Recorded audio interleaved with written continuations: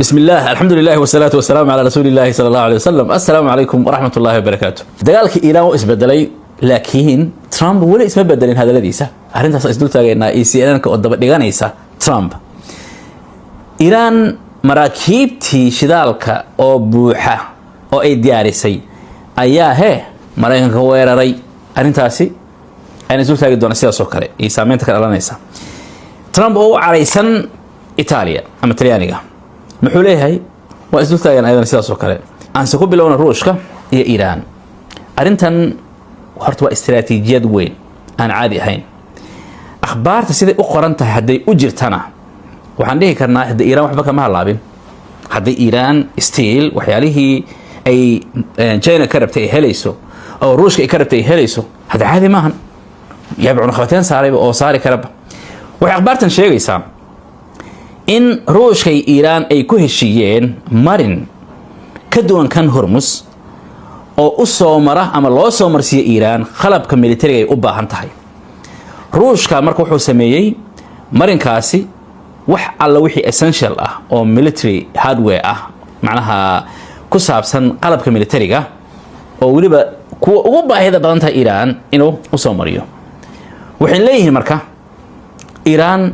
برودكشنka ama soo saaridda gantaarada haday tahay droneska haday tahay wax alla wixii ku saabsan adiga dagaalka ciidamada sidoo u sameeysa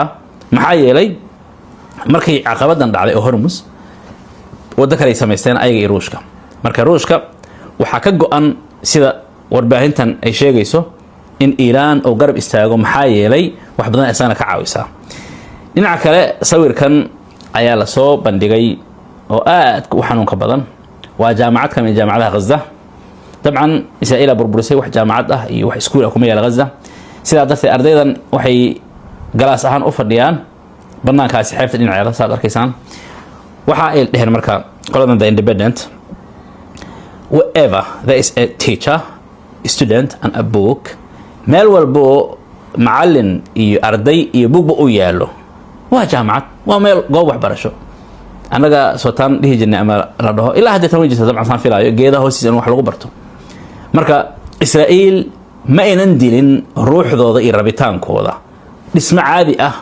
oo la dhisi karo burburisay sidaas oo kale macnaha aad u adag oo culus ayaa Israa'iil ay ku sameysay Lebanon waxa lagu dilay todobo oo ay kamid tahay gabar yar oo nuuna waa waqtigii hadda ugu dambeeyay waa 38 daqiiqo hor ay arintaas soo dhacday dhinaca kale Talyaaniga iyo Trump maxaa ka dhaxay ayagana wuxuu leeyahay Iran Italy were not there for us meesha nooma inaan joogin nama inaan caawinin markaan u baahnin sidaa darteeda hadeertaan waxaan ku jirnaa inaan ka fakarno ka soo saarid ciidamadeena saldhigyadooda hal mar aan isu taagreebashan aan isweydiinana Jarmalka 36,000 ciidamo ka badan ayaa u jooga Mareykanka wadan hebel wadan yaani wadan walba marka aad sheegto Yurub kamid ah ciidamo u jooga Talyaaniga ciidamo u jooga waran haday Jarmalka si hadii loo fiiro waa la gartay laakiin wadamada qaarkooda inaad maqasho Mareykan ciidamo u jooga waa isweydiinaysa waxa leedahay sabab u jiraan bal Faransa fiiriya bal hal mar ma u joogaan ma ana soo baarin laakiin hadda igu soo dhacday haday Faransa u joogaan Ingiriis waan garan karaa wadamo badan waan garan karaa Spain ma u joogaan laakiin Faransa number 1 ay fiiriya Faransa ma u joogaan waa su'aal naam maxay ilaha Talyaani waa ka soo saarnaa oo leeyahay maadaama aynan gargaarin oo nacaawin anaan hadda garabkooda ka bixinaa saas oo kale dhinaca kale waxa video kan ka horeeyay miskii ka sii horaan fila inuu ahaa ku soo bandhignay in shidaal badan oo ku daadanayo waliba badda iyo dhinaca oo u sii faafayo ayadoo laga yaabo biyaha Sacuudiga dhinaceeda xataa inuu ku sii socdo sida ay warbaahinta qortay laba la soo bandhigay maxay la cid ogeed ma lahan markaasi sida wax u dhaceen warbaahinta qaar waxay sheegeen Iiraan kas u sameysay si ay uga hortagto ciidamada Mareykan iyo duulaan Mareykan oo jasiiradaas ku saabsan maadaama jasiiradaasi aad u daneynay Mareykanka warbaahinta kale waxay sheegtay ama warka kale wuxuu ahaa no waa duqeyn Mareykan laakiin hadda cadeemaha soo baxaya waa duqeyn maxay la maraakiib meesha yaalay ayaa satellite waxa lagu arkayaa oo qaarkoodana qayb macnaha ka gubanaya qaarkooda qayb burburtay saas oo kale waana maraakiib intaas yani 80 kun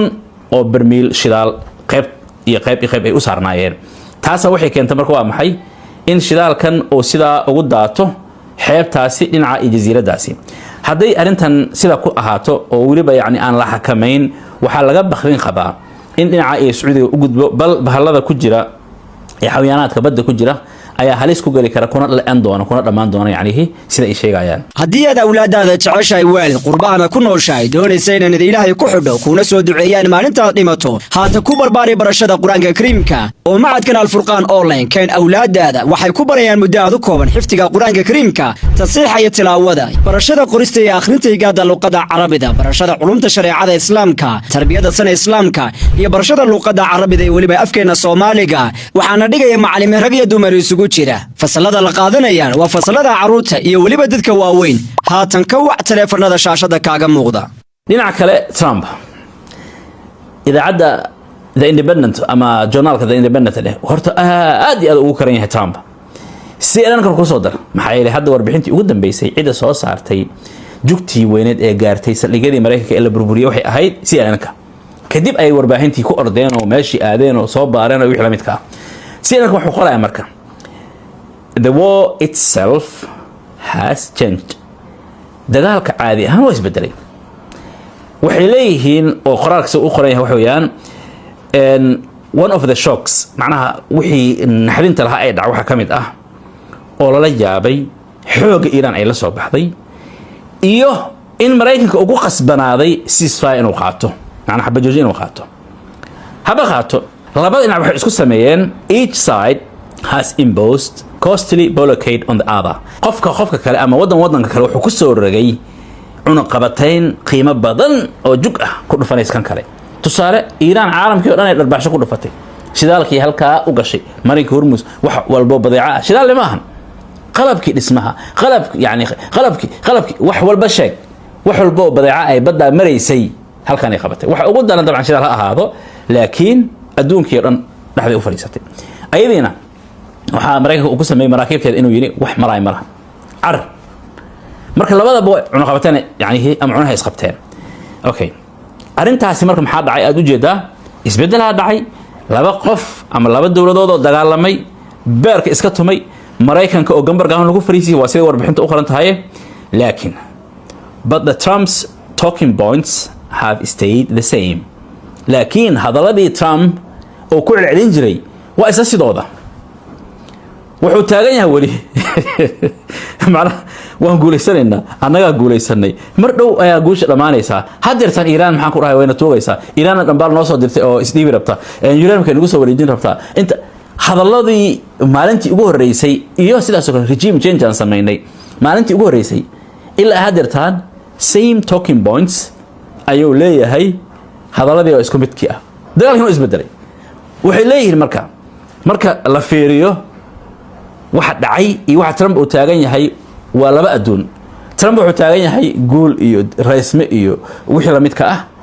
dhinacan kale waxa la arkayaa Iran oo Mareykankii wadata maraakiibteeda oo maraakiibtii waaweynaa ee Mareykanka handalaad gelinaysa oo ay ku sigtay inay xataa ay dhibaato weyn gaarsiiso yani Mareykankii oo halkan ay qabanayso adduunkii dhan ay qabatay marka meel waxay leeyihiin Iran looga raayay Iran waa la wataa la dhaho lama joogo